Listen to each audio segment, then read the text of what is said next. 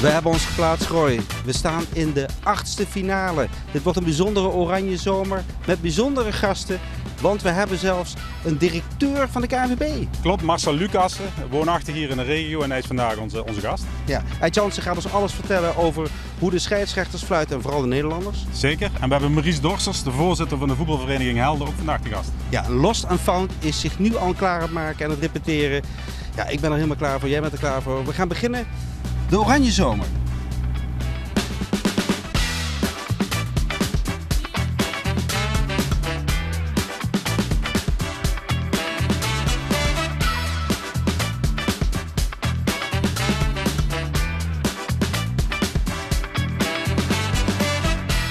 Goedenavond en welkom bij de Oranje Zomer met weer bijzondere gasten. Namelijk Marcel Lucassen, Maurice Dorsers, Ed Jansen en natuurlijk Roy Simons. We beginnen al een beetje te wennen hier. Ik ben er weer, ja zeker. Ja, een bijzondere uitzending wordt, want we krijgen aan het einde van de uitzending ook een optreden van Lost or Found. Dat wordt verzorgd door Pop Plaza. Maar eerst even de kerstverse directeur van hoe noem je dat? Voetbalontwikkeling. Dat is de juiste term, hè? Juist. Ja, wat is dat eigenlijk, voetbalontwikkeling? Ja, Geef eens even een definitie van voetbalontwikkeling. Hoe zou je het definiëren? Ja, dat ken ik. Dan kijk ik de vraag terug. En nu geef ik hem weer terug. Ja. Nou goed, het woord zegt natuurlijk directeur voetbalontwikkeling. Ze hebben een enkele jaren geleden vastgesteld bij de KNVB, dat was in de tijd dat Hans van Breukelen was technisch directeur, Ja. dat die rol voor één persoon veel te groot was. Ja. En toen hebben ze die rol in tweeën gesplitst. Dus eigenlijk kun je spreken van twee technisch directeuren. Dus één is de directeur topvoetbal en de andere is directeur voetbalontwikkeling. Dat houdt in dat in de portefeuille, dat mijn directe collega dan, dat is Nico-Jan Hoogma. Hij is meer verantwoordelijk voor de A-teams in de nationale teams, Ja. Mannen en vrouwen. Ja. En onder 21 tot en met onder 19. En ik zal dan meer de onder 18 en onder doen bij de nationale teams. Ja. Daarbij, en dat is dan waar voetbalontwikkeling komt kijken, is de KNVB-academie. Dus zowel de licenties als de bij- en nascholing, maar met name ook de inhoud. Het curriculum en alles wat daarbij zit. Het doorontwikkelen van voetbal eigenlijk. En een andere pijler is het beleid topvoetbal. Dus dan praat je over de elite, zoals het dan genoemd wordt. De academies van de BVO's. En een vierde pijler is dan de pijler breedtevoetbal. Ja. Nou, en daar zit dan eigenlijk de paraplu voetbalontwikkeling zit daarboven. Dus ontwikkelen is enerzijds inderdaad academie, de inhoud van opleiden. En de andere punten zijn bijvoorbeeld ontwikkelen van bijvoorbeeld breedtevoetbal, amateurvoetbal bijvoorbeeld. Ja. Wat voor initiatieven moet je nemen? Hoe ga je een andere competitieopzet doen die meer reëel is om enerzijds plezier, maar ook het ontwikkelen van talenten. Ja. Dus ja. Het is eigenlijk heel breed, hoor ik al. Hè? Ja. Maar u bent gepokt en gemazeld. Ervaring in de Duitse voetbalbond van 2008 tot 2015. Ja. De voetbalacademie in Al Nasser, dat is geloof ik Egypte, hè? Dat is Emiraten. Emiraten. Dubai. 2018, 2020, voetbalontwikkeling Arsenal. Ja. En toen kwam deze functie en die is op uw lijf geschreven. Waarom? Want zo heeft u het zelf omschreven, hè? Dat het op uw lijf geschreven is. Ja, nou, dat was in samenhang met de persvoorlichting natuurlijk. Ja. Ja. Hebben ze iets in de mond gelegd? Nee, niet zozeer in de mond gelegd. Die zin kwam voorbij en ik dacht van ja, nou, als ik er diep over nadacht, denk ik van ja, nou, ja, dat zijn allemaal... Kijk, waar het om gaat is, wat je al die jaren hebt gedaan van het begin af aan, is het, als ik even reflecteer, dat is constant het ontwikkelen van voetbal. Al die jaren. Ja, toen ik een jaar of 19 was, zei ik van nou, toen vroeg mijn vader, wat ga je doen? Ik zei nou, ik ga iets doen, want spelers verdienen betere coaches. Dat wil niet zeggen dat ik in het verleden, dat de mensen die ik had als trainer slechte mensen waren of slechte personen waren. Nee. Alleen ik ging mezelf iedere keer afvragen, wat mis ik eigenlijk in dat coachen? Want dit kan het niet zijn. En als ik zelf coach zou willen zijn, hoe zou ik het dan willen doen? En wat voor kennis zou ik willen hebben? Is het dan alleen kennis op het feit van we nemen materialen mee naar het veld en we gaan trainen of zo? Of moet er meer kennis zijn? Nou, dat zijn iedere keer vragen geweest die je in al die jaren doorontwikkelt. Ja. Waar je even uitzoomt, waar je reflecteert, waar je denkt van wacht, er is meer, er moet nog meer zijn, nog meer. Ja, dus u wilt eigenlijk dat die coach verbetert, zeg maar. Maar Ed Jansen zit hier als oud scheidsrechter en ook begenadigd voetballer, heb ik van Frans Nijssen gehoord. Hè, want jij kreeg alle lof. Ja, Frans heeft er kijk op. Frans heeft er kijk op. Dat hebben we ook gemerkt. Maar ja, dat is toch zwaar overschat, al die invloed van die coaches. Het zijn toch de spelers zelf die uiteindelijk het beleid bepalen. Het grote elftal destijds met Cruijff had Michels nog helemaal niks te zeggen. Maar dat zijn de woorden ongeveer van Johan Derksen, die heeft het altijd gezegd. En die zat als journalist in die tijd heel kort bovenop. Dus ik denk dat dat wel op waarheid berust. Ja. Ja, er zit natuurlijk wel een... kijk, wat het is een wedstrijd. En dat is wel heel belangrijk om te beseffen als coach. Een wedstrijd is een spelersport. Een voetbalwedstrijd is een spelersport. Dat is geen coachingsport. Ja. Coachingsporten zijn sporten wat stop-start is. Stop-start. Basketbal, voetbal, dat soort dingen. Dat zijn coachingsporten met een playbook. Maar voetbal, en de reden daarvan is heel simpel. De bal is altijd vrij. Het is 360 graden. Dus een handeling van een voetballer kun je niet coachen. Want die maakt die keuze nu. En iedere handeling start met een keuze. En dan voert hij die keuze uit. Precies. En die kun je niet coachen. Ondanks dat ik weet hoe dat gaat vaak. Dan wordt het zeker in het jeugdvoetbal zie je dat vaak. Speel hier, ren daar, schiet daar, loop hier. Dus, maar het gaat uiteindelijk erom dat spelers leren betere keuzes te maken. En het spel beter leren begrijpen. Dus daar moet het op gericht zijn. Dus daar ga je coaches en trainers zeg maar, op sturen. Want de trainingssituatie geeft jou de gelegenheid om bepaalde situaties even te stoppen. Ja. En dan niet uit te leggen, want dat is ook weer zo'n misvatting. De trainers gaan dan heel veel uitleggen en verwachten dan dat de toehoorder zeg maar, snapt wat hij bedoelt. Ja. Nee, op het moment dat jij zelf weet... En kijk, je hebt een referentie nodig als trainer. Dus als jij een training gaat geven en je hebt een referentie in je hoofd wat jij nu gaat trainen, een bepaald principe zoals je het team wilt voetballen, daar baseer je jouw training op. En dan creëer je situaties waar je die spelers inbrengt. En dan zoom je even uit om te kijken van, snappen ze dit al of niet? En waar moet ik nou gaan coachen? Maar je moet het eerst zelf begrijpen. Ja. En dan, als je gaat coachen, en coachen is in mijn opvatting dat je enerzijds die referentie hebt, dus dat je weet wat is jouw visie op aanvallen bijvoorbeeld, hoe wil jij gaan verdedigen. Maar dan ga je vragen stellen. Ja. Dan is het stop, oké. En dan de eerste vraag die ik meestal stel aan spelers, wat zie jij? Want zijn waarneming kan compleet anders zijn dan mijn waarneming. Ja. Dus ik vraag, wat zie jij? En dat is de volgende stap. Maar dan heb ik de hele situatie al in beeld voor mijzelf. Want ik zie die foto, op basis daarvan stop ik een situatie. Moet je een goede voetballer zijn om een goede coach te zijn? Nee, dat is een ander vak. En dat is ook zo. Kijk, er is een verschil altijd tussen kennis en ervaring. En wat ik daarmee bedoel is dat je hebt coaches die zijn bijvoorbeeld geen profvoetballer geweest of hebben niet op een hoog niveau gespeeld, maar ze hebben wel gevoetbald. Dus het is niet zo dat het plotseling een andere sport is of zo. Nee. Het is niet een andere sport dat het in de 4e klasse een andere sport is dan in de Champions League. Of dat een vrouwenvoetbal een andere sport is dan een mannenvoetbal. Of dat in Oceanië plotseling een andere sport is dan in Europa. Ja. Het is nog steeds dezelfde sport, dus universeel. Maar waar het om gaat is dat speler en coach in twee verschillende vakken, zeg maar, als je het zo noemt, als je naar profvoetbal kijkt. En diegenen die dat niet hebben, die starten vroeger met het vergaren van kennis. En die gaan die kennis toepassen als coach in de praktijk. En groeien dan als coach. Ja. Terwijl dat bijvoorbeeld een speler die jarenlang speler is geweest, ervaring verzamelt als speler. Ja. En dus daarna pas kennis gaat vergaren. Of de enkeling, zeg maar, die al vroegtijdig denkt van, in een leeftijd van 27, 28, van ik moet toch eens naar het coachvak meer gaan verdiepen. Ja. En maar dat is puur individueel. Ja. Dus dat is de misvatting vaak. Hè. Het grappige is, als je jou vraagt, pak eens een metafoor. En ik zou jou vragen, stel dat je ziek bent en je kunt kiezen tussen een 80-jarige Afrikaanse medicijnman met 60 jaar ervaring of een huisarts van 40 jaar met 10 jaar ervaring. Waar ga je dan naartoe?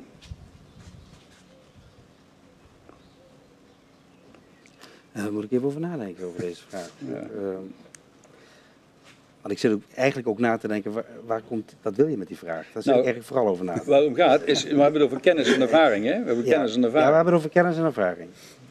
Dus de meeste mensen zullen waarschijnlijk naar die huisarts gaan. Waarom? Omdat die 10 jaar ervaring, maar die heeft ervaring gebaseerd op gefundeerde medische kennis. Ja.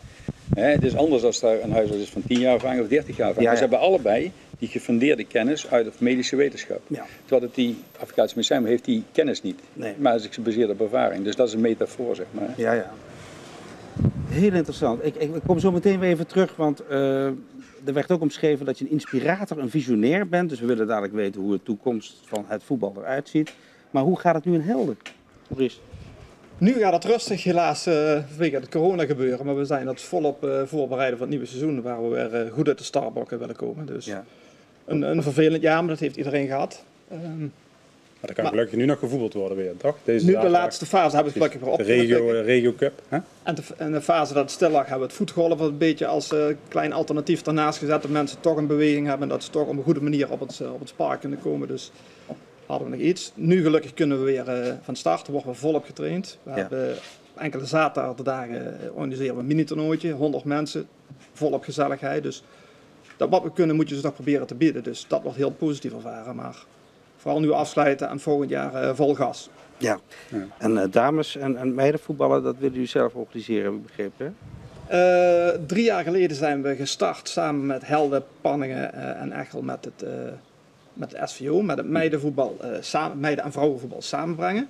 Het doel daarvan was schaalvergroting. Nu zijn we een paar jaar verder. We hebben gezien die schaalvergroting, dat heeft het niet opgeleverd. We zijn heel sterk teruggegaan in ledenaantallen. We kregen ook heel veel signalen van leden van als we zo doorgaan, dan stoppen we ermee. Dan kun je daar heel lang over praten. Dat hebben we ook lang gedaan binnen onze vereniging. Toen hebben we gezegd, we gaan een werkgroep oprichten en we gaan dat anders aanpakken. Dat hebben we ook in oktober met de SVO gedeeld. Met als gevolg dat we nou zelf als Helden het damesvoetbal op gaan pakken en het meidenvoetbal. En dat is geweldig om te zien hoe dat uitpakt. Nou, we hebben een werkgroepje van 7 personen. Er zitten 4 bestuursleden in, er zit een TC-voorzitter in, die is zelf lid van het meidenteam. En belangrijker nog, er zitten ook 2 dames in, die zelf tussen dat damesvoetbal in staan. Die weten alles, hebben hele korte lijnen. Dus, en als je ziet wat voor energie dat daaruit komt, dat geeft van heel vertrouwen dat we dat echt goed van de grond gaan krijgen. Dus dat is wel een van de goede dingen die we nou opgepakt hebben de afgelopen half jaar. Ja. En tegenover jou zit Uit Jansen, moet ik je nog introduceren, scheidsrechter in het betaald voetbal geweest vanaf, ik meen 2003, hè, ergens. Klopt. Maar eerst wil ik wel beginnen met de vraag, hoe is het met je? Ja, best wel redelijk. Ja? Niet alleen maar goed, maar ik heb gewoon een hele moeilijke tijd gehad na het stoppen. Ja. Ik heb het aanbod gekregen, of 3 jaar voordat ik ging stoppen, heeft de KNVB me gevraagd of ik, hoe ik de toekomst zag. Toen heb ik tegen Dick van Egmond gezegd van ik wil nog 3 jaar fluiten, dan ben ik 48, dan neem ik afscheid en dan kom ik bij jullie werken. Ja. Oh, zei Van Egmond, dat is mooi dat wij dat ook weten. Ja. Dus prima, zei hij, dan gaan we kijken wat kun je dan gaan doen. Nou, en ben ik allerlei projecten gaan doen, mee gestart in die laatste jaren dat ik floot.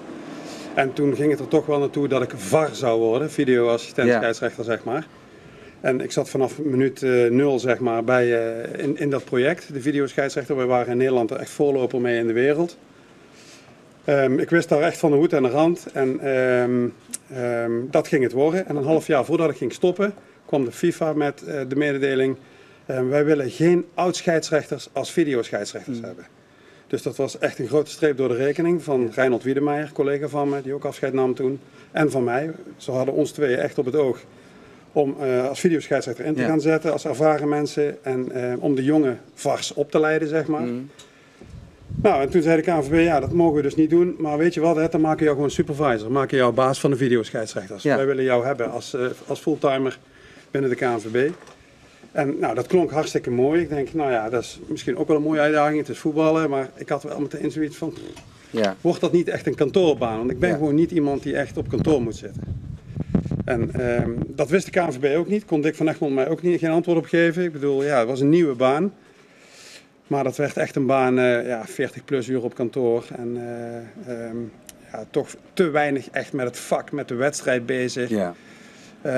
Dat is het gewoon niet voor mij. Alleen maar met planningen bezig zijn en verslagleggingen en procedures beschrijven. En clubs te woord staan, met uitleg over hoe dingen zijn gegaan. Ja, dat is het gewoon niet voor mij. En daar heb ik echt een flinke knak van gehad. Ja. Ben je een beetje uit dat dal aan het krabbelen nu? Jawel, ik ben gelukkig echt aan het klimmen. Ja. Ik heb daarnaast privé nogal wat over me heen gekregen. Ja. Dat is gewoon zo. Gelukkig is de verhouding met mijn ex-vrouw wel gewoon goed. In die zin dat we goed samen voor de kinderen zorgen. En echt met respect ook voor met elkaar omgaan. Ja. Dus dat is gewoon goed. We zijn nu 2 jaar verder. Ik heb inmiddels een nieuwe vriendin, een nieuwe relatie. Dat is ook heel fijn. Ja. Met de kinderen gaat het goed.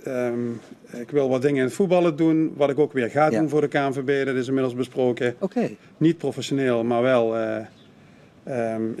als vrijwilliger of hoe je het dan ook wilt noemen.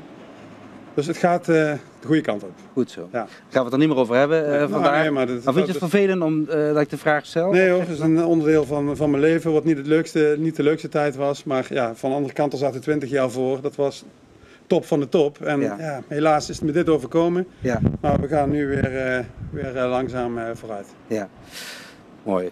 We praten zo meteen verder. Want we gaan eerst even vragen aan Frank van Kemenade of hij even zijn licht wil schijnen over dit EK. En dan bespreken we ook de blessures, bijvoorbeeld het verschijnsel kramp. En dat doen we natuurlijk op het terrasje van zijn geliefde Tinus. Ja, Frank, belofte maakt schuld. Het is dan eindelijk zover. We zitten op jouw favoriete terrasje, de kroeg waar het goed toeven is.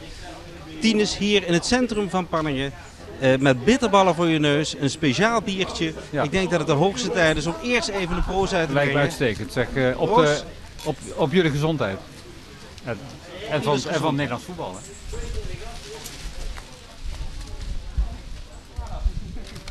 Ja, over die gezondheid gaan we het even hebben. Is die niet lekker? Je hebt zo'n klein teugje genomen. Ja, ik nip altijd. Ik geniet ervan. Nee, maar dat bier moet je drinken, hè?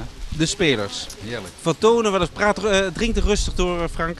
Maar de spelers die hebben wel eens kramp aan het einde van de wedstrijd. Hè? En vroeger was dat zo dat tijdens een cupfinal gebeurde. Een verlenging en dan in de tweede verlenging lagen ze op de grond en ze kregen spontaan kramp. Het valt me op dat steeds meer spelers die toch een topconditie verkeren, kramp vertonen. Ja. Hoe verklaar je dat? Ik denk dat ze niet genoeg drinken. Ja.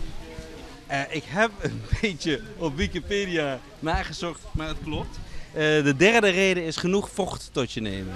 Dat klopt. En soms zit er misschien een tijdrekmoment in. Dat zou ook nog wel eens kunnen. Ja. Want je merkt eigenlijk steeds meer dat in het laatste stukje van de wedstrijd het beslist wordt. Hè? Ja. Dan worden de doelpunten gezet, dus de winnende partij dat die wat meer kramp krijgt. Maar ik denk dat de intensiteit van het spel is toegenomen. Was gisteren overigens bij Nederland, eergisteren, niks over te merken. Ik vond dat Oostenrijk een stuk fanatieker speelde. Nederland vond ik wat slapjes. Maar toch, in de laatste minuten kreeg De Ligt erg veel kramp. En ik denk dat zijn relatieve ongetraindheid was, eerlijk gezegd. Maar je hebt helemaal gelijk hoor. Goede voeding, goed drinken is buitengewoon belangrijk om zo'n wedstrijd helemaal goed uit te kunnen spelen. Ik zou zeggen, neem nog even een slokje, want je moet genoeg vocht tot je doen jullie het wel bijvullen dan direct als het leeg is? Ja, dat is goed. Nog rustig een slokje, want er zijn nog 2 redenen, Frank, dat je geen kramp moet krijgen. Althans, 2 manieren om geen kramp te krijgen. De ene is gebrek aan glucogeen, dus je moet genoeg glucogeen binnenkrijgen. Voor de kijkers die dat moeilijk vinden en voor mij ook. Wat is dat? Nou, dat zijn de suikers. Hè. Suikers die je binnenkrijgt. Te veel verzamel je in de lever. Er wordt als een opslag, fungeert dat daar en die wordt vrijgegeven door de dag heen. Dus je moet genoeg reserve hebben. Kijk naar wielrenners, dat is nog een beter voorbeeld. Dat is een veel hogere intensiteit van activiteiten. Ja, die eten onder het fietsen door zelfs nog. Hè. Voetballers is dat minder, hè? Die eten niet onder de wedstrijd door. Nee, die eten van tevoren. Maar als je goed hoort altijd, die verzamelen zich dan een paar uur tevoren bij de competitiewedstrijden dan in het hotel. En er wordt altijd lekker spaghetti en biefstuk gegeten. Ja. En dat is hartstikke goed, zodat je de hele wedstrijd voldoende glycogeen, voldoende suikers hebt om hem uit te spelen zonder al te veel problemen. Ja. Dan moet je ook genoeg binnenkrijgen elektrolyten. Oftewel, gewoon op z'n Hollands, mineralen. De mineralen, zeker. De verstoring van de mineralenbalans, doordat je heel veel vocht verliest en de balans in de mineralen in je bloed, de balans daarvan verandert, kan ook tot krampen aanleiding geven. Vandaar dat ze vaak in de flessen die ze in de pauzes of tussendoor krijgen en tot zich nemen, dus de spuitflessen, er zit altijd Isostar in. Hè? Zo van die speciale drankjes met een speciale mix van elektrolyten, van al die mineralen. Met ook een stofje erbij, zodat het heel snel opnemen in het bloed. Dus in no time, in een aantal minuten, wordt dat opgenomen in het bloed, zodat de balans niet verstoord wordt. En ze makkelijk door kunnen spelen. De derde wedstrijd, we zijn eigenlijk al geplaatst voor de volgende ronde. Wat moeten we nou doen? Moeten we die spelers nou rust gunnen of moeten we het toch in dat ritme laten? Ik ben meer de man van het ritme. Weet je, die mensen die zijn op en top getraind, die kunnen er best tegen, die kunnen die wedstrijden makkelijk volbrengen, allemaal zonder enig probleem. Laat ze aan elkaar wennen, laat ze het ritme houden, laat ze dat opbouwen. Ik merk in de wedstrijden, die we tot dusver hebben gezien tegen eigenlijk wat kleinere landen, dat er langzaamaan een beetje ritme, een beetje routine in begint te komen. Er komen kansen die niet verzilverd worden, maar goed, dat hoeft straks pas. Hoeft nou nog niet. Appeltje eitje allemaal nu. Ja. Dus laat die laatste wedstrijd gebruiken wat meer routine in de ploeg te brengen. Een beetje invallers, een paar invallers in te brengen als proef. Maar zorg dat het ritme komt. Zodat in ieder geval de echte wedstrijden, de knock-out fases, dat we daar in ieder geval wat partij kunnen geven. Je ziet soms ex-voetballers die vroeger in het Nederlands elftal hebben gespeeld, wel eens op het beeld verschijnen. Dan zijn ze een aantal kilootjes aangekomen, mede dankzij de bitterballen. Maar toch horen we bitterballen gewoon wel bij een wedstrijd. Ja, ik zei net al, bakken chips, bitterballen. Ja, ik vind het erbij hoor. Een glaasje bier erbij, heerlijk. En wat ik nog mis, maar dat komt wellicht nog, is het grote scherm. Ja. Bij tieners hier kijken dan ook graag voetbal, groot scherm, maar elke horecagelegenheid heeft dat volgens mij. Buitengewoon gezellig. Dus ik hoop weer dat dat snel kan. En dan met, zonder de mondkapjes, want dat hoeft niet meer. Toch een beetje op afstand. Ik vind dat, nou we het toch over corona hebben, dat die maatregelen wel heel erg snel worden afgeschaft. Ik kijk toch met wat bezorgdheid naar Engeland, waar toch zaken weer in toom worden gehouden, omdat het virus zich snel verspreidt, zonder veel ziekenhuisopnames. Ik zou toch een beetje voorzichtig zijn als het de regering was. Ik zie parallellen met vorig jaar, toen is alles in één keer losgegaan. Hadden we een geweldige zomer met ook een terrasje bij tieners, over van alles. En daarna hebben we op onze kop gekregen. We zijn wel gevaccineerd voor het grootste deel en straks allemaal. Maar ja, enig voorbehoud wel. Maar goed. En er is ook een beetje eigenbelang bij, want jullie hebben een mondkapje laten maken. En het moet niet zo zijn dat die mondkapjes dadelijk niet meer verplicht zijn. Hè? Neem het mondkapje er even bij alsjeblieft. Want ja, jullie is niet helemaal correct. Jullie is niet correct? Nee. Maar goed, ik heb dat mondkapje laten maken. Met een logo erop. Ja. Dat laat ik natuurlijk nog niet zien. Dat is iets wat, dat komt een van de volgende keer, heb ik Bart beloofd. Dan komt de introductie van iets nieuws. Ik ben aan iets nieuws bezig. Ja. Heeft niks met voetbal te maken trouwens, maar wel met gezondheid. En dan, ik laat, de cliffhanger is dit, dat is een mooie, hè? Dus mensen gaan volgende keren kijken en denken van wat zou die hebben. Ja. Iets spectaculairs, nieuw voor Nederland. Voor een groep mensen die toch erg vergeten wordt door Nederland, door de gezondheidszorg. Een grote verrassing. Oké, eerst nog Noord-Macedonië oprollen. Die rollen we op, appeltje, eitje zeg ik. En daarna gaan we er echt tegenaan. Maar die analyses zullen we dan maken, lijkt me. Volgende keer weer hier op het terras? Nou, gezellig. We drinken erop. Proost. Cheers, hè. Proost. Tot zover Frank van Kevenade vanaf het terrasje. Ja, de opdracht, Marcel Lucassen, directeur voetbalontwikkeling KNVB, is het boetseren van de sterren van morgen. Ik heb even een artikeltje over jou gelezen, we mogen elkaar tutoyeren. De zoektocht naar de Arsenal Way, want u heeft ook bij Arsenal gewerkt, was nog een hele klus, hè? Om echt te zoeken, wat is nou die Arsenal Way? Dat was een hele klus. Nou goed, kijk, weet je wat het is? Of het nou bij Arsenal was of bij andere clubs of bonden waar ik uitgenodigd was om te kijken van nou, hoe gaan we dit doorontwikkelen? Onze filosofie, is er een filosofie, ja of nee? Ja. Is er een visie op voetballen? Nou, de eerste vraag is altijd, en dat is overal in de wereld, gebeurt ook iets goeds, hè? Dus voordat je als een olifant door de porseleinkast gaat, wat je vooral niet moet doen, is dat het eerst maar ontdekken door te communiceren en te observeren wat gaat goed en hoe gaan we van goed naar beter. Ja. En wat is eigenlijk nog helemaal niet ontwikkeld. Nou, dat was bij Arsenal ook, dat er verschillende gebieden totaal niet ontwikkeld waren. Wat was niet ontwikkeld? Er was geen eenduidige speelwijze en filosofie erop. Er was geen coachingmethodologie die voor iedereen heel helder was. Dat er ook een objectiviteit ontstaat in het coachen van spelers. Principes hoe je wilt voetballen, wat je dan opbouwt van de onder 9 tot en met de eerste elftal. Dat was niet helder. En dat moet je dus eens in kaart brengen. Maar dat ga je in kaart brengen betekent ook dat je daarin ook situaties creëert om te kijken van welke competentie heb je in huis. Omdat je dan al een seizoen verder denkt van welke competentie heb je nodig om dat door te vertalen naar de verschillende leeftijdscategorieën. Zeg. Ja.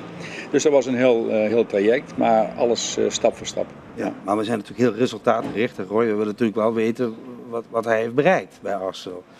Nou, uiteindelijk met een... ik heb nog iedere maand wel contact met elkaar, hoor. Dus dat je het kunt begeleiden van een afstand. De coördinatoren die je aangesteld hebt daar.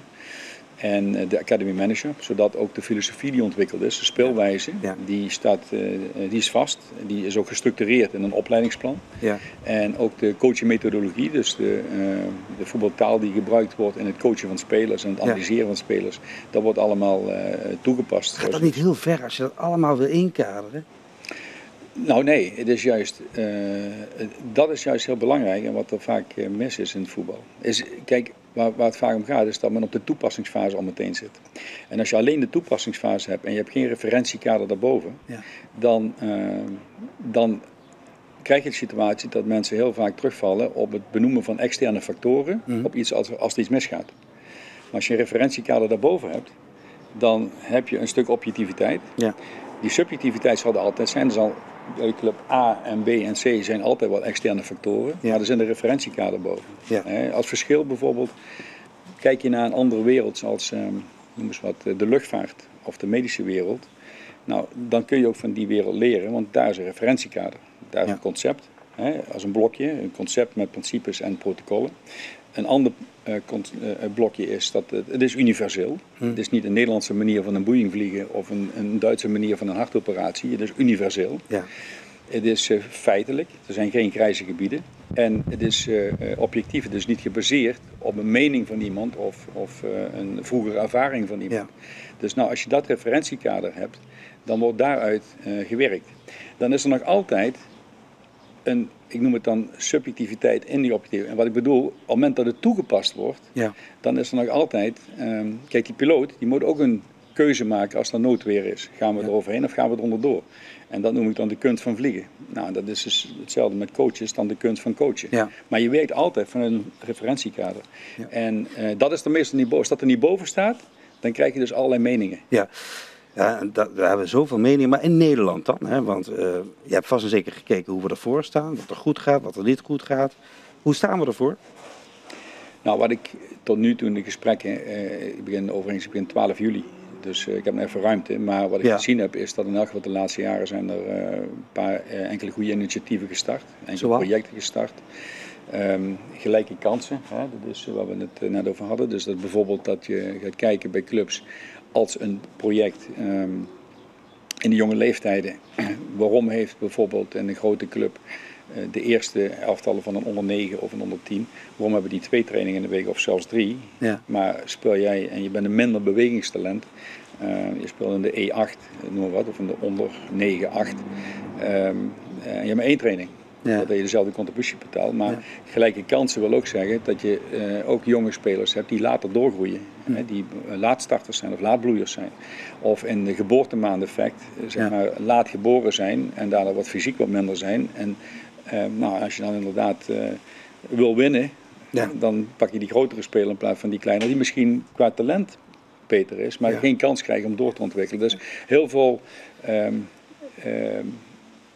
verschillende puntjes, zeg maar, in gelijke kansen. Maar er zijn er meer projecten die in ontwikkeling zijn, die geïnitieerd zijn, die geïnitieerd gaan worden. Ja. Nou, en dat is de afgelopen jaren zie ik wel dat er veranderingen zijn gekomen. De competities die een beetje veranderd zijn, hè, bij de topcompetities. En die nog meer gaan veranderen. Het wandelvoetbal wat geïntroduceerd is. Ja. Er zijn heel veel initiatieven. Nou, en dat moet ik eerst zelf in kaart krijgen. Je vindt de breedte sport is ook een pakket voor jou. Hè? Dus dat vind je ook heel belangrijk. En dat zal als voorzitter natuurlijk beamen, Maurice. Absoluut is dat een heel belangrijk stukje van het totaal. Zeker weten. Ja. En hoe belangrijk is dan de KNVB? KNVB is belangrijk in de ondersteuning. We hebben dat in de coronafase hebben we dat meegemaakt, maar met name in de trajecten die ze hebben. We hebben, ik denk 2 jaar terug zijn we met hebben het DNA van de vereniging in kaart gebracht. Dat is iets wat de KNVB faciliteert. En 1,5 jaar terug hebben we een paar sessies met de KNVB gehad over het binden en behouden van jeugd. Ja, dan krijg je toch de juiste handvatten, samen met andere verenigingen, om na te denken hoe je dingen aan moet pakken. En dat is voor ons een heel belangrijke, want heel veel verenigingen hebben. Met name bij de oudere jeugd, daar stoppen er nogal wat. Ja. En nu krijg je een paar handvaten om dat te stoppen, om dat af te remmen. Ja, dat was vroeger toch ondenkbaar, Ed, hè? Iedereen ging voetballen en bleef bij voetballen. Hoi, We hebben over jaren samen gevoetbald. Maar wie heb je elke keer hebben we gasten samen gevoetbald? Ja, iedereen wilde met mij voetballen op een of andere manier. Nee, Ed en ik zaten ook samen op de lagere school. We gingen ook iedere dag samen voetballen. Ja. Maar dan moeten we ook realiseren dat het toen ook wel weer een andere tijd was. Hè. Ik voel me al bijna oud worden nu, hè. Maar dan kijk je terug. Vroeger was het natuurlijk wel een andere tijd. Ja. Als het gaat om voetballen. Want wij gingen iedere dag voetballen. Hè. Op het Curversveldje, waar ik nu woon overigens. Ja. Daar hadden we een voetbalveld. Daar voetbalden wij iedere dag. Iedere vakantie gingen altijd voetballen. Maar had de KNVB destijds ook iemand die voetbalontwikkeling onder zijn hoede had? Of werd er gewoon op straat gespeeld en de beste kwam bovendrijven en hoe werkte dat? Ik heb geen idee, want ik vind het, zoals u het vertelt, is natuurlijk fantastisch. Dat moet een eenduidigheid zijn. Pleintjesvoetbal van vroeger. En daar kwamen de beste bovendrijven. En de beste voetballers die bepaalden hoe de partijen in elkaar zaten, hoe er gespeeld werd, hoe lang er gespeeld werd, wat het doel was, een jas of een paal of wat dan ook. Ja. En dat werden echt de rotzakjes, de baasjes, de aanvoerders op het veld. En dat is nou net een beetje wat ik als scheidsrechter ook echt in het moderne voetbal een beetje gemist wel heb. Ja. Dat echt die persoonlijkheden veel minder aanwezig zijn. Ja. En ik denk dat het misschien wat te veel... Maar werkt dat niet in de hand? Ik heb ooit wel eens bij het Nederlands elftal gekeken. En toen zag ik bij de warming-up dat ze allemaal dezelfde warming-up deden. Ze mochten niet nadenken dat de ene die rek en strek... Ik ben het met jou eens, Pascal. Ik mis een beetje de karakters. Ja. Nou, wat je waarschijnlijk mist is... kijk, een training... De verantwoordelijkheid bij de spelers leggen. En ik noemde in het begin al dat voorbeeld. Hè. Als jij... Misschien moet ik het anders vertellen. Als jij, dat heb ik trainers wel eens gevraagd, hè, die dan heel gestructureerd die training doen. En dan gaan ze heel geïsoleerd trainen en dan heel lang. In een bepaalde, weet ik wat, context. En dan noemen ze dan met hoedjes en heel 3 kwartier lang een bal trappen van de een naar de ander. En dan moet je daar naartoe lopen en daar naartoe en daar naartoe lopen. Maar dan vraag ik, wat is de doelstelling hiervan? Dat vraag ik dan gewoon. Of dat nou, en dat is internationaal, hè? Ja, als een paasvorm is, dat kan niet. Want Pasen is een interactie met jouw omgeving. Hè? Want je hebt een tegenstander, je hebt ruimtes, je hebt medespelers, je maakt keuzes. Want als je dit noemt, trappen tegen de baloefening, ja, dan snap ik het. Ja. Alleen, wanneer maakt die spelers dan keuzes? Want die komt niet in situaties waar hij dadelijk dingen moet oplossen. Ja, maar... Nou, als jij rijbewijs gaat halen, vraag ik dan die trainer. Hè? Hoe lang heb je het rijbewijs? Nou, de ene 5 jaar, de andere 10 jaar, de andere 15 jaar. Zeg, rij je nou eerst naar de parkeerplaats en ga daar 3 kwartier rondrijden voordat je verkeer deelneemt? Of neem je meteen deel? Dus daarin creëer je dus ook spelers, als je constant situaties creëert en je leert dat hun zelf die oplossingen zoeken en verantwoordelijkheid geven, maar ook binnen een team. Want de ene speler zal het sneller begrijpen in situaties en die ga je helpen dat hij die andere kan coachen. Ja. Dan ga je op die natuurlijke hiërarchie zitten. Juist die mensen maken het verschil. Als je de tweede doelpunt van België zag tegen Denemarken, waar Kevin De Bruyne iets doet, dan kan geen enkele trainer dat bedenken in zijn trainerstof. Ja.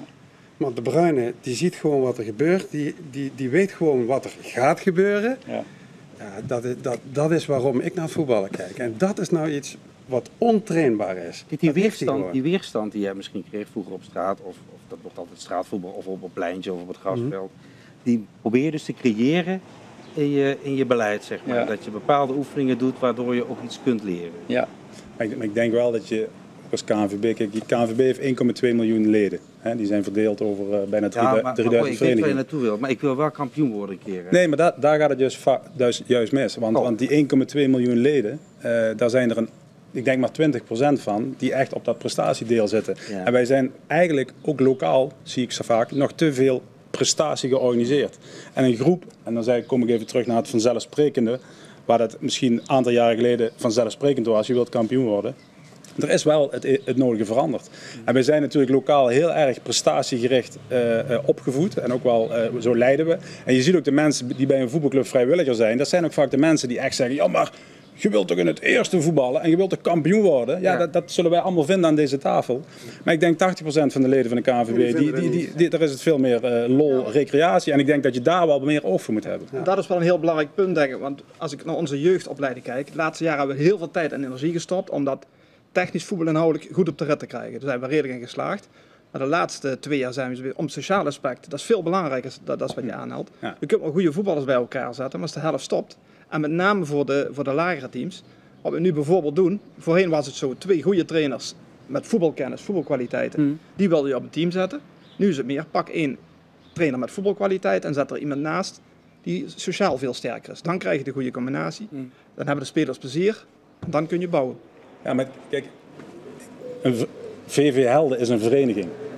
Dat is waarom je bestaat eigenlijk, om mensen te verenigen. En je gebruikt de voetbalsport van, zeg maar, om mensen bij elkaar te brengen. Dus we hebben een volleybalclub, die zet de volleybalsport daarvoor in. Maar wij richten ons eigenlijk heel erg op wat we doen. Maar kijk, als je gewoon naar een gemiddelde voetballer kijkt in een dorp, die krijgt eigenlijk maar 8 maanden iets geboden. Want we hebben 2 maanden in de winter liggen we stil en 2 maanden in de zomer liggen. Dan mis je al 4 maanden dat je dus kinderen bijvoorbeeld niet verenigt met voetbal. En als de training, dat vind ik altijd zo raar, als de training wordt afgelast, blijven de kinderen thuis. Dan zorg dan dat ze iets anders gaan doen op die club, want je wilt ze verenigen. En dus ik zou zeggen bijna van, zo moeten we er ook meer met elkaar naar kijken. En natuurlijk, het is heel belangrijk op elk niveau dat je altijd een vlaggenschip hebt. Hè. Kijk, Oranje is nu ook ons vlaggenschip. Daar trekken we ons allemaal aan op. Het eerste elftal van Helden wil je zo hoog mogelijk laten voetballen. Want dat is een beetje je uithangbord. Maar heb alsjeblieft ook... Ja, ik zeg dat jullie dat niet hebben, maar dat zie je toch bij veel verenigingen. Heb aandacht aan die 80% van je leden. Want die zitten daar gewoon bijna voor de lol. Die willen zich verenigen. En bij een van die verenigingen zijn we op bezoek geweest. Zeker. Met onze jeugdige reporters. Dat er ook weer talenten zijn. Volgens mij moeten ze daar iets mee in de toekomst. Maar ja, dat hoeft niet hoor. Dat is maar een voorstel. Zij zijn op bezoek geweest bij de jeugd van RKMSV in Meijel. Hallo allemaal, wij zijn nog steeds de Junior Reporters. Oftewel Sam, Daan en Jules. En wij gaan jullie vandaag een interview geven over de jeugd. Dit is jeugd onder 10. We gaan nog een klein stukje geven over de jeugd onder 11 en 9. Kom maar mee!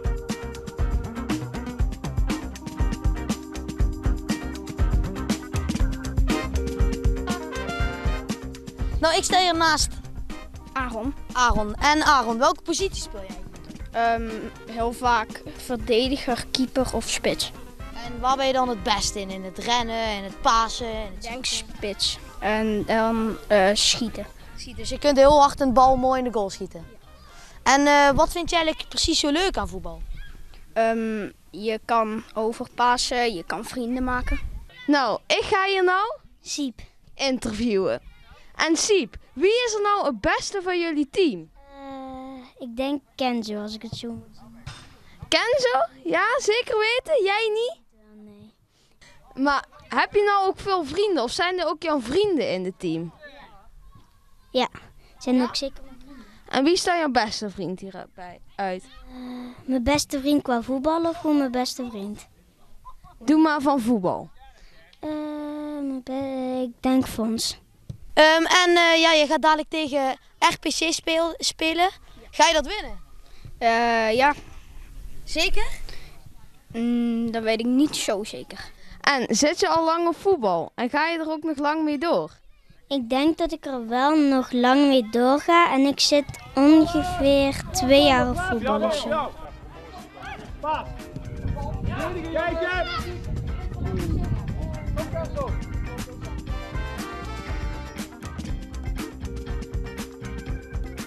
En wil jij later ook nog profvoetballer worden? Is dat nou echt jouw droom?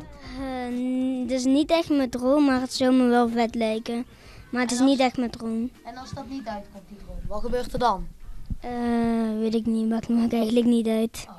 Ja, maar zou je het echt niet vet vinden? Het lijkt me wel vet, maar ik zou het ook niet per se willen zijn. En heb je ook Nederland gekeken? Ja. Wie vond je eigenlijk het beste in die wedstrijd? Even doen. Dumfries die was wel de laatste goal.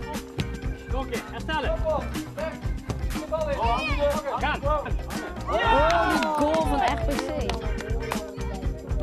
Dat ze al op 10-jarige leeftijd hier al mogen voetballen, is denk ik toch wel een eer voor hen, of niet dan? Ja, zeker.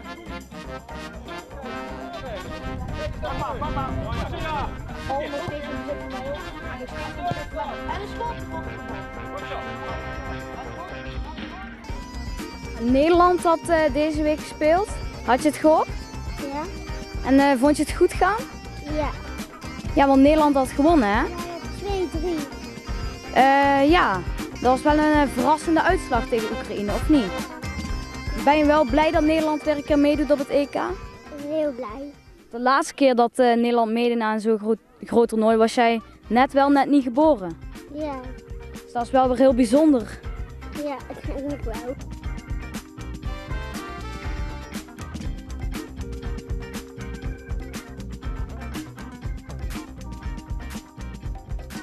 Nou Sam, welke positie speel je eigenlijk in het voetballen? Weet ik niet. Weet je dat niet? Speel je een beetje achterin of een beetje voorin of een beetje in het midden? Midden. Midden? En ben je daar een beetje goed in? Ja. Ja, ben je daar heel goed in? Ja. En heb je ook veel vriendjes hier op het voetbal? Ja. Ja, en heb je ook bijvoorbeeld een bepaalde techniek of ben je ergens heel goed in? Ja, goals maken. Ben je heel goed in goals maken? Heb je er al eentje gemaakt vandaag? Nee. Nee? Maar gaat dat nog gebeuren? Weet ik niet. Weet je niet. En heb je Nederland zien spelen deze week? Ja. Ja, en wat vond je ervan van de wedstrijd? Leuk. En mocht je altijd zo laten opblijven? Ja. Ja? Heb je hem helemaal afgekeken? Ja. Zo, dan mocht ik niet eens. Heb je ook een favoriet speler van het Nederlands elftal of heb je die niet? Weet ik even niet meer. Welke positie sta je aan het veld? Of... Frenkie de Jong trouwens. Frenkie de Jong? Ja. Die is ook wel heel goed, hè? Ja. En waar is Frenkie de Jong het allerbeste in? Ik denk op gootschieten. Ja, daar is hij ook wel heel goed in, hè? Die moet ook wel een beetje de goals maken voor Nederland natuurlijk. Ja. Ben je zelf ook goed in op goals schieten? Ja. Kun je ook een beetje rennen en pasen? Ja. En kon je vandaag ook tegen Neerkant winnen? Ja. Nee? Nee. Ah, maar dat komt nog wel, hè? Zo!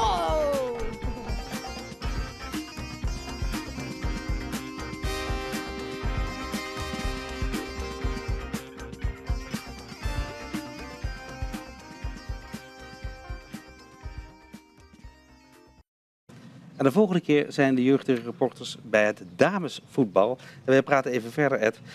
Ik tel ongeveer 426 wedstrijden heb je gefloten in het betaalde voetbal. 1100 gele kaart. Ik weet niet waarom dat op Wikipedia staat. Zijn erom bekend dat je een gele kaart hebt? Volgens mij niet. Nee, dat is juist weinig. Hè? Oh, dat is juist weinig. 2,8 of zo. Ja. Ja, dat wordt allemaal bijgehouden Ja. op daar. Maar dat is gemiddeld echt weinig. Ja, maar waar opviel, je bent nog nooit hier geweest, zeg maar, de thuishaven voor de beweging Organisatie 9. Samen met je vader ben je nu hier, hè? Oude herinneringen ophalen, geloof ik. Ja, de eigenaar Roy zei me al dat hij hele mooie foto's en zo, een historisch pand natuurlijk had gekocht. Ja, dat wist ik. Maar ik kwam een aantal jongens tegen, oud-voetballers, oud-voetbalmaatjes van Roy en mij, kwam ik afgelopen dagen tegen, die ook al hier waren geweest. Ja. Die zei, je moet echt even met Roy door het pand heen, want dat is echt wel de moeite waard. Dus dat heb ik zeker gedaan. En Roy zelf zei al, neem je vader mee. Ja. Ja, mijn vader is gewoon een van de oudere Meijelnaren en al heel lang aan de voetbalclub verbonden. En weet veel van de oorlog en zo allemaal af. Dus ja, die kent de historie van Meijel wel op zijn duimpje. Ja. Ja. Dus voor hem is dat extra leuk. Extra leuk. Ja, en hij zit hier ook trots te kijken naar zo'n lief, volgens mij. En hij zal al die wedstrijden wel gevolgd hebben als trouwe fan, denk ik. Hè? Ja, van die 426 denk ik dat hij er meer dan 400 mee is geweest. Mee is geweest? Mee is geweest in het stadion. Wij als scheidsrechters in betaalvoetbal mochten altijd 1 gast meenemen. Ja. Er waren een aantal collega grensrechters of zo die ook hun vader of een vriendin of een buurman of wat dan ook meenamen. Dus hij heeft alle stadions in Nederland 10 keer of meer gezien, denk ik. Ja. En als je nou een presentatie ergens moet geven en zegt dat is het hoogtepunt van mijn carrière, welk verhaal komt er als eerste bij je boven? Dat moet dan eigenlijk heel snel boven komen. Ja, is denk ik toch wel de aanstelling om met Bas Nijhuis mee te gaan naar Shakhtar Donetsk, Real Madrid. Ja? Ja. Omdat Shakhtar Donetsk was toen in oorlogsgebied. In Luhansk, hè, dus echt het oosten van Oekraïne met Rusland. Dus dat maakt het heel bijzonder. Een hele rare omgeving natuurlijk. Ja, ja. Toen werd op het laatste moment die wedstrijd verzet naar Lviv, andere grote stad in Oekraïne. Ook een heel vreemd land waar eigenlijk niemand op vakantie gaat vanuit het westen van Europa, zeg maar. En dan tegen de allergrootste club van de wereld. Mm-hmm. Dan weet je echt niet wat er gebeurt als je daarmee betrokken bent. Als je dan 's morgens in een meeting bent en daar de teammanager en wat daar allemaal speelt rondom zo'n elftal als Real Madrid. Ja, dat is echt fantastisch om mee te maken. Een kinderboek. Ja. Hoe kijk je dan naar het EK? Vooral als liefhebber. Ik had het net al over Kevin De Bruyne. De Kevin De Bruyne's en Frenkie de Jongs, dat zijn voor mij echt de spelers waar ik voor ga zitten. Mm-hmm. Ik zou alleen wensen dat Frenkie de Jong wat meer, net als Kevin De Bruyne, wat meer direct bij doelpunten betrokken is. Mm-hmm. Dus of echt de assist of doelpunten maakt. Mm-hmm. Als hij die stap nog kan maken, dan hebben we een tweede Kevin De Bruyne te pakken. Maar dat zijn voor mij echt En je neigt nu misschien, vind je dan ook iets van de scheidsrechters? Nou ja, ik vroeg me af of je dan ook met een speciaal oog naar de scheidsrechters daarnaar kijkt. Ja, ik kijk vooral dus naar het voetballen, naar dat soort voetballers. En verder naar de scheidsrechters. Ik heb nooit een idool als scheidsrechter gehad. Nee. Maar ik denk wel dat Björn Kuipers en Danny Makkely echt in de top 3 zitten. Ja? Ja. Maar wat opvalt is dat moment dat de wedstrijd stil ligt door die VAR, het veel minder is nu, heb ik de indruk. Of veel minder lang, dat het allemaal sneller gaat. Die indruk heb je niet alleen, dat is gewoon een feit. Dat klopt wat je zegt. Er wordt eventjes contact gezocht, klaar, doorgevoetbald. Ja, ik heb er ook over contact gehad de laatste dagen met Danny even, met Danny Makkely, gewoon per app dan en met Björn. Ja. Of het nou ook ligt aan de wedstrijden, weet ik niet. Maar er gebeurt ook minder cruciaals wat wellicht fout gaat. We hebben een paar interventies gehad van de VAR. Het toernooi gaat nu pas echt beginnen. Maar het gaat nu inderdaad wel pas echt beginnen. Het waren allemaal voorrondes. Ik kan me ook voorstellen voor een scheidsrechter dat het lekker moet voelen. Dat je weet dat er een VAR achter de hand is. Op een of andere manier. Want een wedstrijd wordt beslist door een paar momenten. En als dat net buitenspel is, of een bal wel of niet over de lijn of een overtreding, maar je weet wel dat die VAR jou ruggensteun geeft. Ja. Nou ja, ik moet je eerlijk zeggen, Pascal, dat was altijd voor mij het allermooiste facet van arbitrage. Ja. Nee, één was verschillende culturen tegen elkaar om dat te managen. Dat is het allermooiste facet van arbitrage. Klein voorbeeld, ik floot 1 keer Nationaal Montevideo, was de finale van een toernooi in Schotland, in Aberdeen. Floot ik de finale. Nationaal Montevideo, met Luis Suarez als 19-jarige erin, tegen Tottenham Hotspur onder 21. Allemaal gasten van 19, 20 jaar. Nou, die Engelsen die kwamen 20 keer per helft langs. Oké, ref, it's a tough game, let's go. En die Suarez is allemaal met zijn maatjes, die komen langs, arbitro, no penalty. Die staan met een hoop theater. Om dat te managen, het allermooiste. Het tweede mooiste was, om juist die paar momentjes die er in een wedstrijd zitten, cruciaal, hensballetje ja of nee, binnen, buiten de 16, over de lijn, om dat goed te hebben. Dat was de kick waarvoor je deed. Maar daar word je nu gered door een VAR. Dat klopt, maar het gaat niet om het plezier van een scheidsrechter, het gaat om de juiste beslissing. En er gaat zoveel geld om in het voetballen. Maar heel Nederland, heel Oekraïne, wat hebben we overmorgen maandag Nederland tegen Noord-Macedonië. Gewoon die 2 hele landen kijken gewoon mee. En dan als je met de techniek binnen 3, 4 tellen wat je zegt heel snel een scheidsrechter kunt helpen. Ja, het is wel buitenspel of net niet. Dan moeten we dat gewoon doen. De techniek is er, dus ik zou zeggen maak er gebruik van. Wat jij zegt was, gisteravond was ik daarna aan het kijken, naar Engeland-Schotland, 2 Britse teams die op een bepaalde manier voetballen. Ja, en daar zit een scheidsrechter op die niet bekend is met het Britse voetbal. En daar was ik aan het kijken, hoe gaat hij daarmee om? Want het kan ook helemaal de andere kant op gaan. Hè? Wat vond je ervan? Hij deed heel goed. Hij deed goed, hè? Hij deed heel goed, echt. Ja, wat kun je dan verkeerd doen? Wat is een valkuil voor een scheidsrechter? Omdat het Britse voetbal toch bekend staat om enerzijds het tempo wat erin. En in dat tempo gebeurt nogal aardig wat fysieke duels. En dan zou je dus, als je uit een andere cultuur komt en gewend bent in een andere competitie te fluiten, waar het tempo wat lager ligt, dan zou je daar in één keer mee in aanraking komen met een hoge tempo, met fysieke duels, waar spelers, die staan op en die lopen door. Maar jij zou neiging hebben om te fluiten van vrije trappers. Precies, zou het heel gemakkelijk kapot kunnen fluiten. Ja, precies. Ja. Ik denk dat de scheidsrechter ook wel het sentiment van de Battle of Britain een beetje moet voelen, hè, toch? Ik bedoel, daar zal hij goed voorbereiden. De laatste 3, 4 dagen sinds zijn appointment of sinds zijn aanstelling voor die wedstrijd is hij daar alleen maar mee bezig geweest om... Ja, maar ik kan me ook voorstellen dat heel veel mensen naar het voetballen kijken en denken, ik vind niet dat er heel snel en kinderachtig gefloten wordt. Nee, klopt. Maar hoe komt dat ook, Pascal? Als jij het internationale topvoetbal ziet, dan is daar over het algemeen heel veel respect voor elkaar. Kijk hoe rondom de situatie met Christian Poulsen, hoe respectvol die hele voetballerij, hoe fantastisch daarmee om wordt gegaan. Maar ook hoe dat spelers over het algemeen met elkaar omgaan. Ja, dat is echt wel heel respectvol. En dan kun je als arbitrage ook wel wat meer toestaan. Ja. Maar als jij als scheidsrechter merkt dat binnen 3 minuten, als jij een paar Kroaten hebt die helemaal niet slecht zijn, maar gewoon heel emotioneel in die wedstrijd zitten en een kleine arm van een Italiaan al zien als een elleboog vol op de borst of op de neus, en dan een hoop misbaar staan te maken, ik noem maar wat, dan moet je daar anders mee omgaan als scheidsrechter. Goed, we zitten nu wel in een fase dat sommige landen al blij zijn dat ze derde worden in de pool. Hè. En dat moet je ook realiseren. Hè. Maar dadelijk als de knock-out fase gaat beginnen, dan krijg je ook echt wel andere wedstrijden en ook wel een andere taak. Dan zal die VAR af en toe echt wat vaker gevraagd. Kijk, we zijn natuurlijk overdreven positief als Nederland 2 keer wint en is al geplaatst voor de volgende ronde. Hè. Dan Maurice, of ben je niet zo positief? Of... Ik ben hartstikke positief en sterker nog steeds positiever, want het gaat echt de goede kant op. En met name de mindset vind ik belangrijk. Als je de Boer in het begin op televisie zag met zijn interviews, was het een beetje allemaal moeilijk. En nu, hij lacht, is opgewekt en dat zit in het hele team. Dus dat biedt, daar straalt vertrouwen uit. En ik denk als de sfeer goed is in het team, dan kunnen we nog wel een paar stapjes zetten. Ja. Halve finale. Halve finale. Ga ik gewoon niet zeggen finale.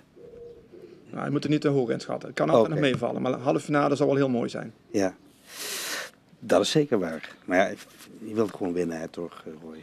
Al breedte sport ben je voor, hè? Ja, maar dat wil niet zeggen dat ik niet voor winnen ben. Sterker nog, juist als Oranje prestaties behaalt, dan zijn die jonge mannen, hebben we allemaal oranje shirts aan, hebben we allemaal die jongen terug staan. En de muren worden hier oranje gemaakt. Ja, dat heb ik per ongeluk gezegd, maar dat heeft natuurlijk enorm stimulans op de breedsport. Dus daar is geen misverstand over. Ja. Precies. We praten zo meteen verder. We gaan even kijken wat het antwoord was op de vraag. En volgens mij weet iedereen hier aan tafel het antwoord. Wie gaf de voorzet bij de goal van Marco van Basten in de finale in 1988? En die vraag wordt beantwoord door Ger van Rosmalen.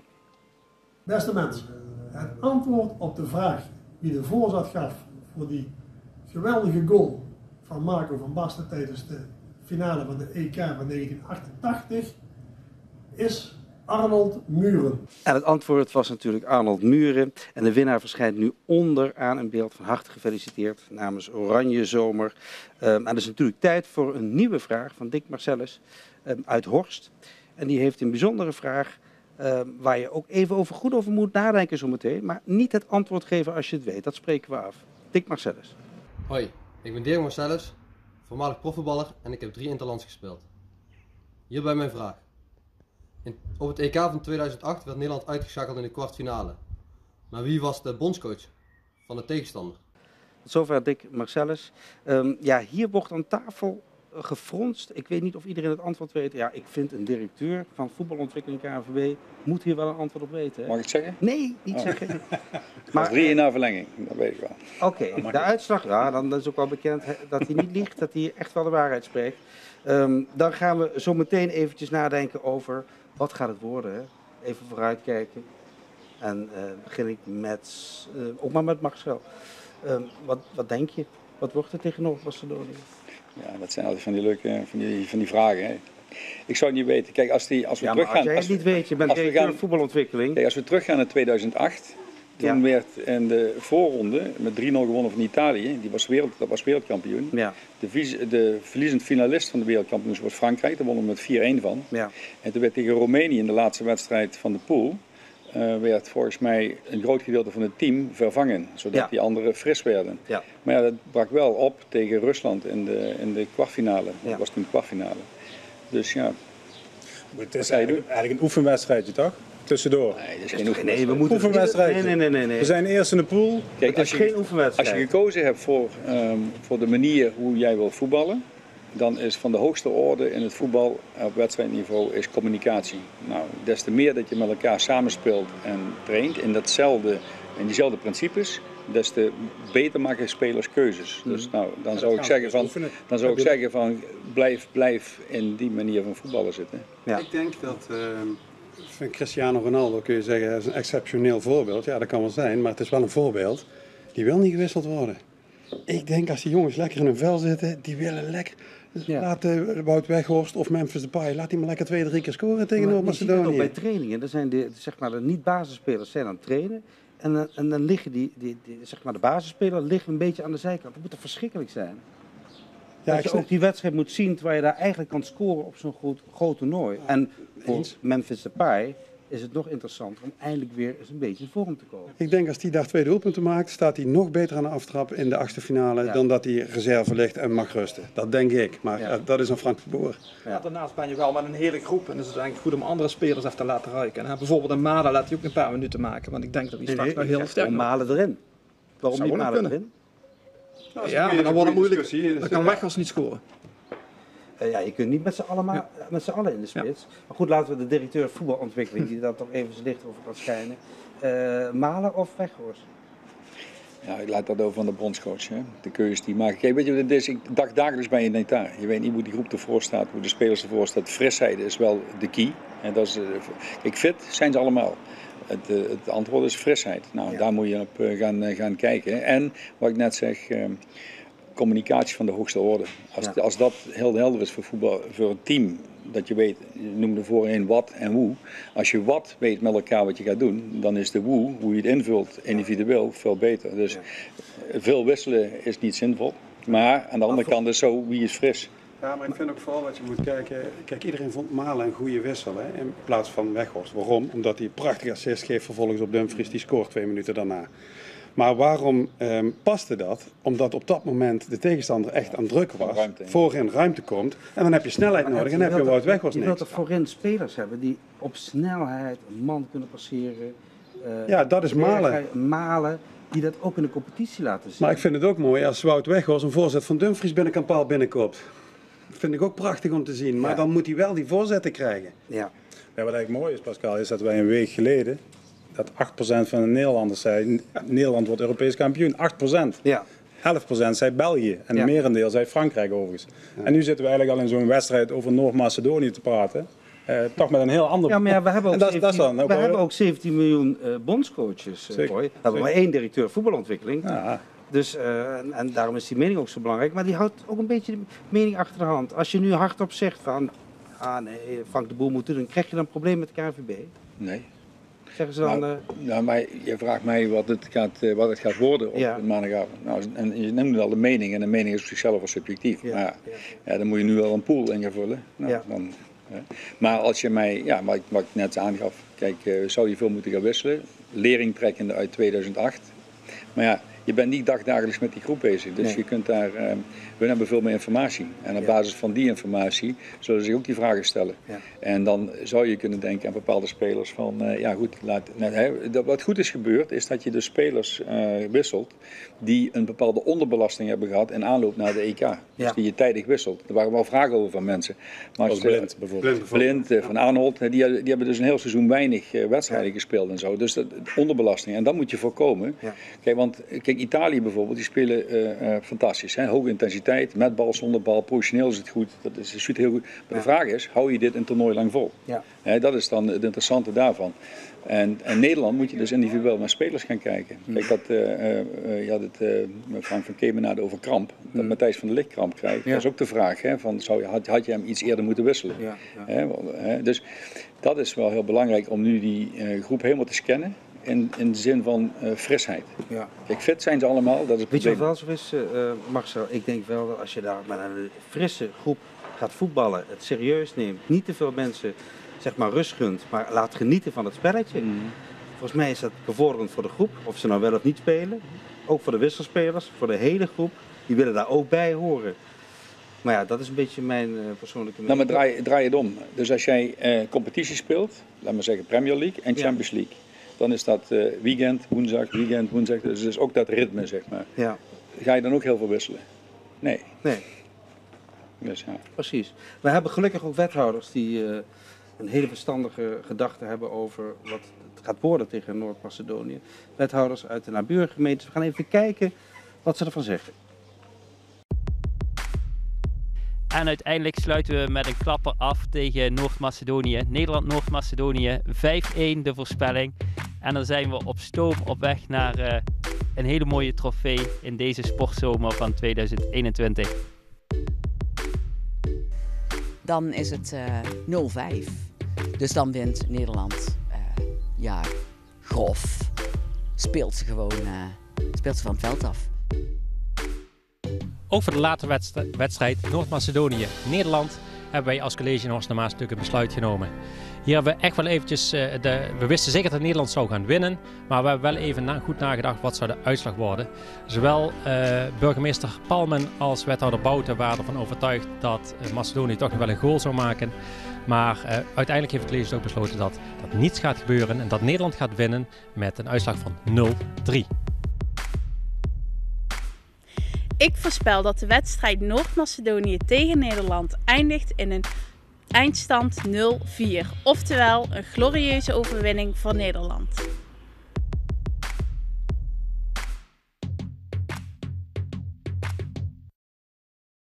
Tot zover de wethouders met hun voorspellingen. Maar ik geef u de tussenstand. En dat is op dit moment 4 Bram Jacobs met 3 punten. Han Geurts met 4 punten. Anne Thiele met 5 punten. En Zij van Kop, Anget Mestrom met 8 punten. En ik weet niet wat dat betekent. Of je nou het meeste of het minste verstand van voetbal hebt. Hoi? Het minste. Het minste. Ja, de mensen die het minste verstand hebben zijn altijd bovenaan in de pool. Ja, of ze heeft een lijntje met Ed. Ja, ze heeft mij gebeld. Of een lijntje met Marcel of met Maurice. Maar ja, goed, jullie zeggen daar niets over. Wij gaan nu luisteren naar Lost and Found.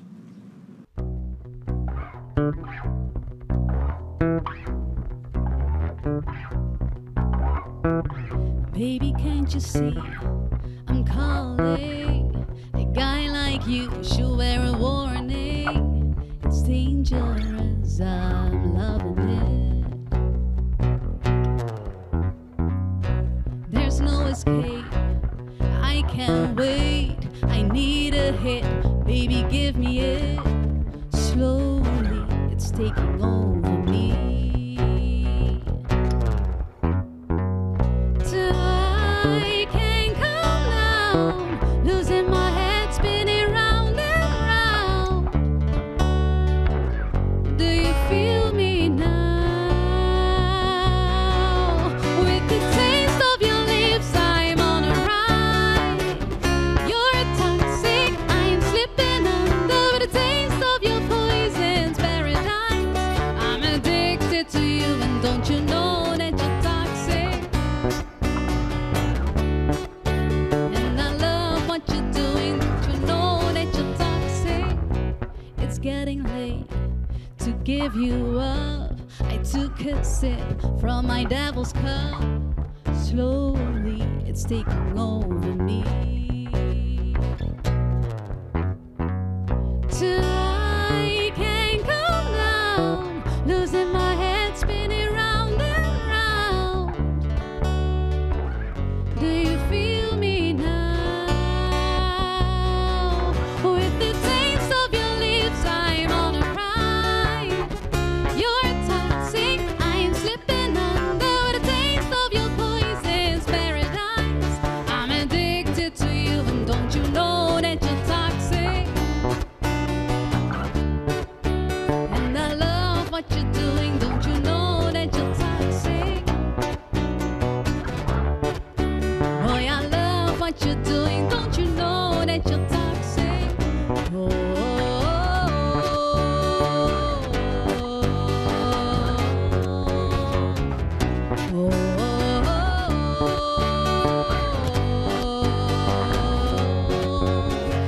Taste of your lips, I'm on a ride. You're toxic, I'm slipping under. With the taste of your poison's paradise. I'm addicted to you, and don't you know that you're toxic? Yeah, I love what you're doing, don't you know that you're toxic? Intoxicate me now with your loving now. I think I'm ready now, I think I'm ready now.